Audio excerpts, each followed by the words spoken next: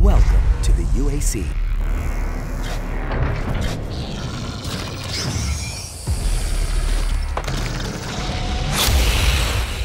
When you make a game like Doom, you spend so much time playing it, and I know a lot of fans have spent a lot of time playing it, and to be able to step into the world is like the most exciting part of VR. We wanted to put the player here and really build an experience that you know, takes advantage of the key aspects of virtual reality.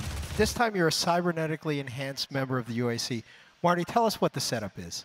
Yeah, so you actually play a scientist, Dr. Peters, who is part of the BFG program, bringing the BFG to existence. In that facility, if you're familiar with that, that's a research facility that you fight through and you get the BFG in.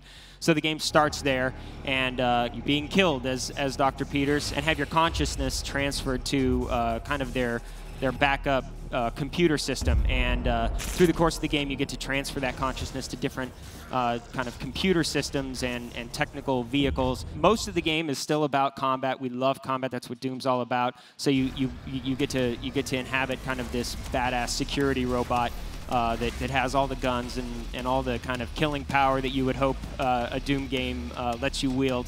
We wanted to specifically take advantage of some of the opportunities that you have in VR. Being the Doom Marine and the Doom Slayer is such a focused experience. The Doom Slayer, he doesn't fix stuff. He doesn't play an engineer. He doesn't pick locks. He doesn't hack things. But those are things that we thought were really cool opportunities for VR, and we wanted to do something different with VR.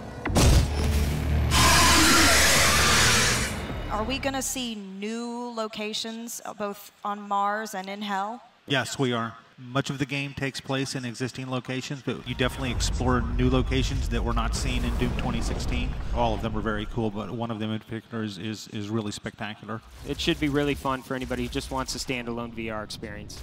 Doom itself is blisteringly fast. I mean, that's one of the core things about Doom. What are the challenges of bringing that kind of speed and that kind of intense, non-stop action to VR? Primary mechanism is teleportation. We also have what we're calling a dash, which is basically cardinal movement on the pad.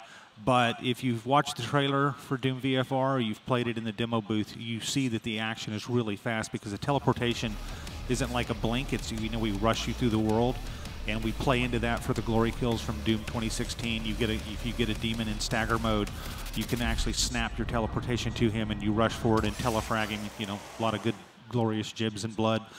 So it's every bit as fast. It's just different types of movement, but we're really architecting the gameplay to take advantage of that. Yeah, anybody who's played Doom knows that you got to get behind a pinky and shoot him in the butt to kill him. And doing that in VR is great because you can actually teleport right behind him or dash around the back of him and shoot him, same with the shield guys that hold up the shield. So you just get a different tactic, but it's still just as fast-paced. What are some of the challenges that you're now facing in bringing games in general to VR?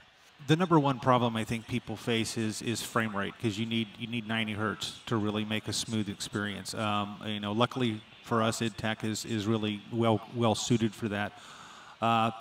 It's frame rate. We have an uncompromising view on graphical quality. We're not going to compromise the look for VR. So there's a lot of work that goes into that. A lot of R&D into, again, movement and just general gameplay type things, and how technology kind of touches the whole experience. It's really fast-paced. I really encourage anybody, you know, who wants a fast-paced combat experience. They really need to look at Doom. It's going to be different than a lot of the stuff they play in VR. Everybody at id is just thrilled to be bringing Doom to VR.